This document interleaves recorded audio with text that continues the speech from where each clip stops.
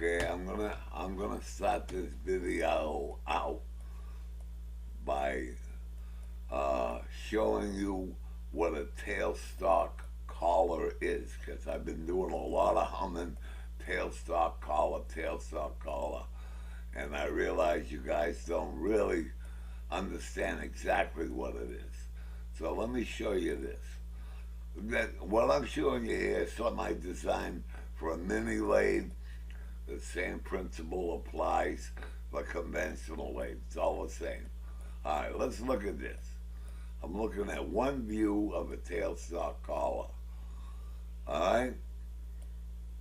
You see this big gap in here where the mouse is, and it goes all the way to the back. That will flex in and out. No sweat. There's no restrictions. Let me elaborate here.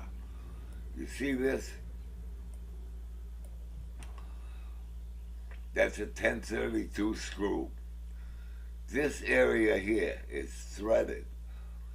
This is Delrin. You know how, Delrin, when you tap Delrin, it's tight. The screw goes in tight. That's beautiful in this case. This side is threaded. This side has clearance. You see the clearance in here? All right?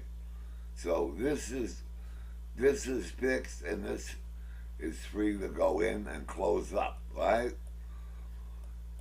This knob is threaded, obviously.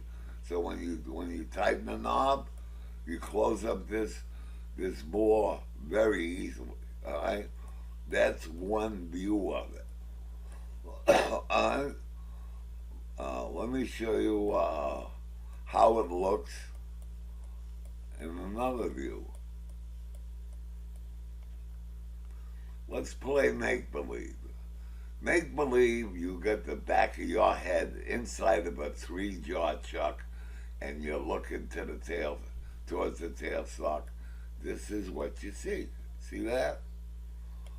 Now, you see this arrow? You'd be looking down on it as an operator, looking down on that thumb screw. Very accessible and ergonomically easy to put on. It takes seconds to put that on. All right? You see that circle? You can revolve that tailstock collar any way you want. All right? You see it? Same view as the other one. Now, I'll just let you take another look. Obviously, you see this? That's a dial indicator with the thing I supply that puts the dial indicator on dead center. Right, you got a big target here to hit. No problem. All right, now let me go over here.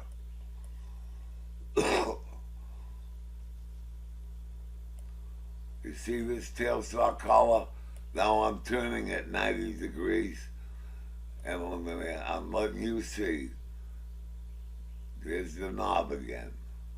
All you do is release it, slide it on, quarter of a turn, that sucker is on there. All right? You understand?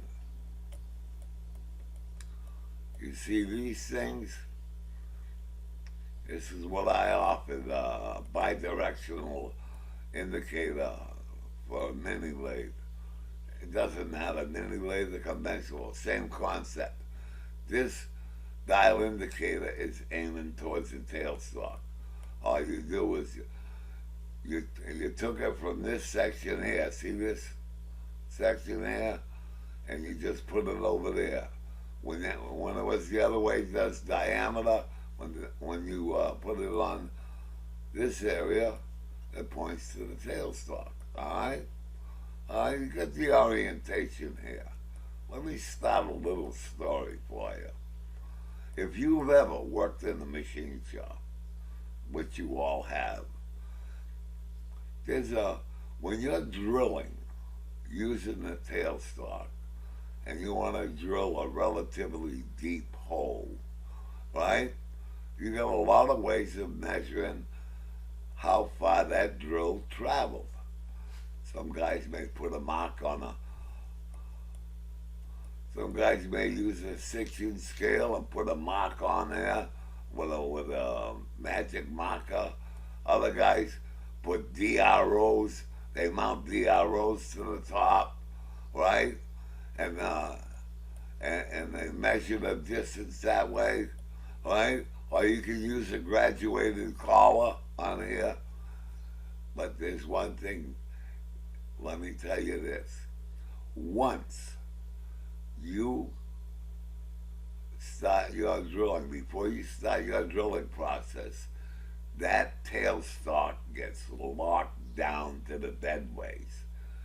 No matter how you're measuring that depth, that tailstock stays locked on the bedways. So now you're taking this hand wheel here and you're cranking in, and now you want to clear the drill, you gotta crank out, crank in, crank out. I'm sure you've all been there. You go for a relatively deep hole. By the time you're done, you gotta have your arms recapped. That gets locked in place. Alright? With a DRO, a tailstock, you gotta make sure you don't lose. You got a bunch of numbers flying on that caliper. Drive you fucking nuts. It's like standing at a gas pump, a hopped up gas pump, and you want to put in 50 gallons. The numbers come up like there's no tomorrow. Alright? Alright, now I'm going to show you the advantage of this. Alright? What I got here, that's a theoretical diameter. Piece of stock, you see? From touch off to the end, I put down 2 inches, alright? This arbitrary number, alright? Alright, now, here's what I'm gonna do. I'm showing you a 1/2 inch chuck. You see it? A drill chuck.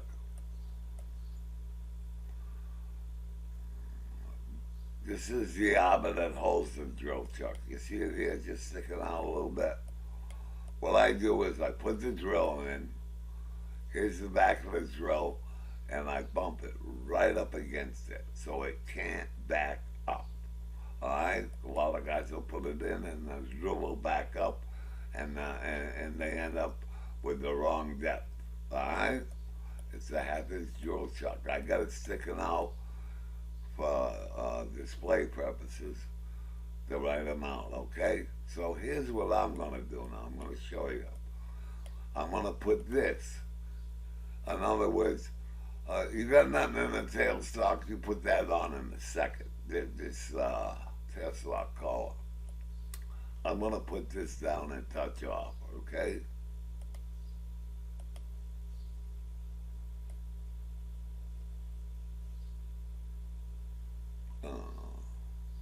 Wait a minute.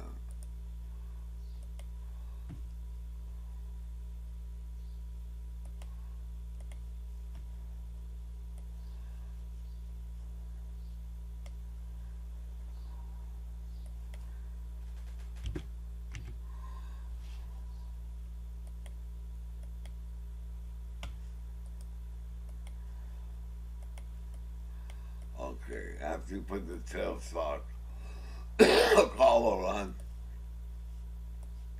there's the moss tape, that goes into the tailstock, right? Anyways, you can see that you're in there, and what you do is you lock the tailstock down. You tighten the quill. You touch off and you tighten, you lock the quill. So everything here is fixed, right? You want to bring that drill in 2 inches accurately, all right? And you want to crank until the cows come home. All right, you see this here? I'm going to put this dial indicator up against that tailstock collar.